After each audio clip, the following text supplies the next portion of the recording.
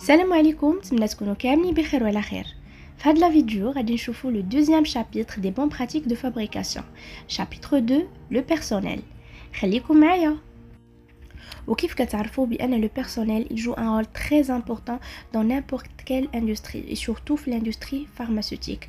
Donc il y a une grande relation entre la qualité du produit et entre le personnel. Si le personnel il respecte les bonnes pratiques de fabrication, les bonnes pratiques d'hygiène, on aura un produit qui est conforme. Sinon, on aura des contaminations et des problèmes. La qualité de la fabrication du médicament repose sur l'ensemble du personnel. Et donc, la gestion du personnel doit répondre aux exigences suivantes. Premièrement, organigramme approuvé. Donc, la position du pharmacien responsable, acte pharmaceutique sous la responsabilité du pharmacien responsable. Donc, dans n'importe quelle industrie pharmaceutique, la première chose, Rasna il connaît un organigramme approuvé. L'organigramme, il mentionne l'ensemble des postes du personnel, qu'est-ce qu'on fait aussi l'hiérarchie entre les différents membres du personnel. Ou l'organigramme, la rédaction dialogue le service qualité ou bien la RH ou par la suite qu'on approuvé par la pharmacien responsable. Donc, pardon, sous la responsabilité du pharmacien responsable et aussi qu'est-ce qu'on fait mentionner le pharmacien ou bien la pharmacien responsable. Deuxièmement, définition des postes clés qui doivent être joignables.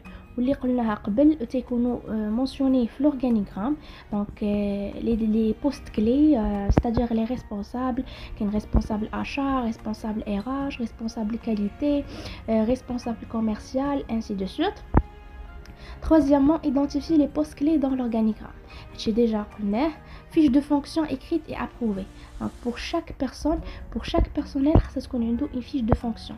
La fiche de fonction, quelles sont les tâches qui diront de la personne, qui sont les autorités et les responsabilités de la personne. Il y a une personne qui effectue une activité, qu'on la fiche de fonction, comme quoi il est approuvé pour la tâche. Autrement dit, les responsabilités individuelles doivent être clairement comprises par le personnel et formalisées. Le personnel doit être conscient des tâches à accomplir, c'est-à-dire que le personnel a l'importance ou la sensibilité des tâches liquides. Deuxièmement, formation initiale et continue, c'est-à-dire que le personnel doit être formé continuellement ou initialement, c'est-à-dire la personne qui intégrera la formation initiale pour présenter l'ensemble des tâches, le déroulement de l'activité et aussi d'une manière continue, c'est-à-dire à chaque fois qu'on a des formations programmées pour l'amélioration.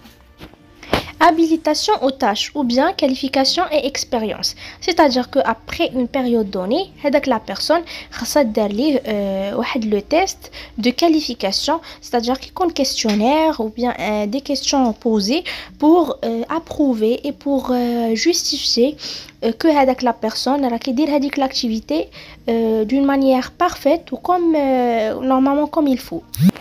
Information des visiteurs et prestataires appelés à entrer en zone de fabrication et de stockage et contrôle de qualité. C'est-à-dire aussi les visiteurs présenter une formation. Par exemple, des visiteurs les dans la zone de fabrication.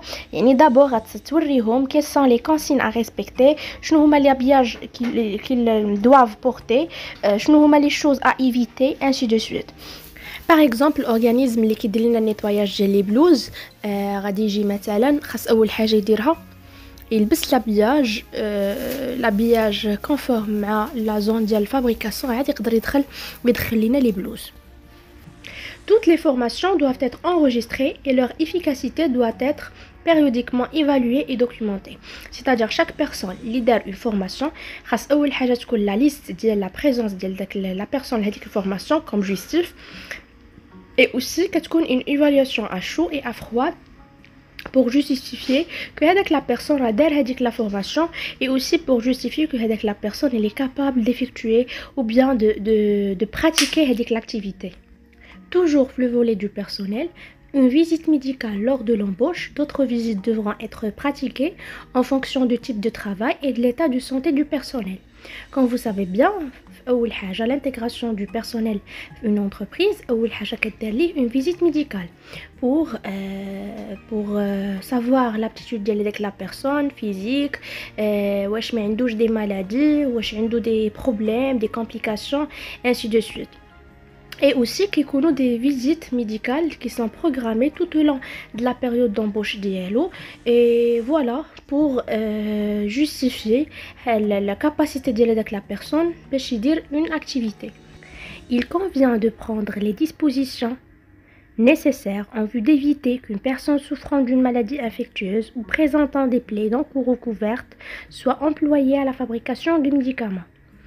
Exemple, prise de la température lors de la pandémie. Donc, nous dirons des dispositions nécessaires, des règles ou bien des consignes à respecter pour éviter la contamination d'une personne qui est déjà malade à une autre personne qui est saine.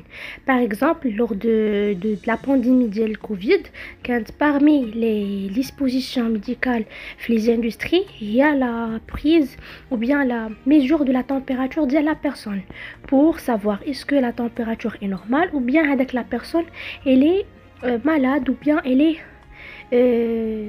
est infectée par une maladie. L'interdiction de manger, de boire, de fumer doit être affichée et contrôlée. Je pense que c'est clair. Donc, les zones de la production, il est interdit de manger ou bien de boire ou bien de fumer. Ce qu'on documenté sous forme des fiches ou bien des fiches signalétiques. La présence d'aliments, de boissons, d'articles pour fumeurs ou de médicaments à usage personnel doit être interdite dans les zones de production, de contrôle et de stockage. Et c'est normal parce que soit les aliments, soit les médicaments qui sont parmi les choses qui peuvent une contamination croisée. Donc, il faut les éviter et ils sont interdites. Pour l'hygiène du personnel, les procédures d'hygiène doivent être comprises et observées de façon très stricte par toute personne appelée à pénétrer dans les zones de fabrication et de contrôle. Donc, ce sont des procédures d'hygiène généralisées et lues et comprises par tout le personnel. Deuxièmement, quelles sont les sources de contamination? Donc, pour les sources de contamination, donc un aliment et les ongles, un salive, un l'éternuement. Donc, ce sont des sources de contamination où la source il présente un nombre de bactéries et des virus. Programme d'hygiène approuvé et diffusé à tout le personnel. Donc, pour accéder aux locaux propres, on s'appelle ZAC, c'est-à-dire zone à atmosphère contrôlée. Le personnel doit respecter des règles de lavage des mains et des règles d'habillage. Déjà, ZAC, les zones ZAC, ce sont des zones qui sont très sensibles. Ce sont des zones qui nécessitent beaucoup d'attention. Il faut bien respecter les règles d'hygiène. Il faut éviter toute source de contamination. Et c'est pour ça, les ZAC, normalement, qu'il y a des choses qui sont très nécessaires. Par exemple, un habillage, il est spécifique. Et aussi, il faut prendre plusieurs consignes et des règles. Et donc, ces règles doivent être écrites, connues du personnel et affichées dans les vestiaires et les sas. Donc, quand se laver les mains, donc à l'entrée dans les zones propres, c'est-à-dire la production, laboratoire de contrôle, les magasins, début de journée, le matin, après repas, après pause. Après chaque passage aux toilettes, donc il faut bien nettoyer les mains.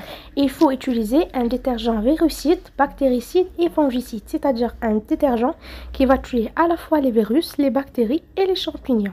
Et bien sûr, sans oublier que les bijoux, les ongles, les vernis et autres accessoires sont déjà interdits dans la zone de la fabrication. L'entreprise, il peut aussi renforcer les règles d'hygiène suite à une pandémie. Par exemple, la pandémie de Covid, donc elle a poussé plusieurs entreprises à changer leur méthode d'hygiène et aussi d'ajouter plus des choses exigées par le personnel pour éviter la contamination et la diffusion des infections. Voilà des exemples, par exemple le port du masque, laisser une distance entre deux personnes, laver les mains, limiter le regroupement entre les salariés, annuler les déplacements internes et aussi limiter les réunions. Donc, ce sont des mesures à respecter pour les salariés présents sur un site au cours d'une pandémie. Et toujours, pour se protéger et protéger les autres, il faut respecter plusieurs gestes. Ici, l'exemple de 5 gestes. Par exemple, saluer sans se serrer les mains, utiliser un mouchoir à usage unique, éviter les contacts proches entre les personnes, tousser ou atténuer dans son coude ou dans un mouchoir et se laver très régulièrement les mains. Et lorsqu'on parle du personnel, c'est normal de parler aussi à l'habillage du personnel. Donc, des procédures écrites d'habillage doivent être mises en place et c'est une exigence.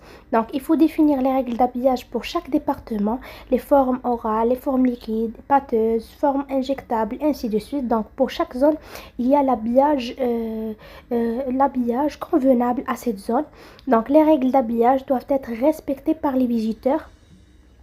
Ou des fiches qui mentionnent le type d'habillage dans chaque zone.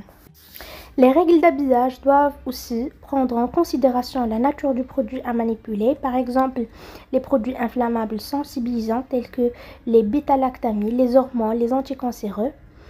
Donc, le lavage ou la stérilisation des tenues doit être décrite dans les procédures écrites et dans le cas de sous-traitance, un contrat de prestation ou service doit être établi.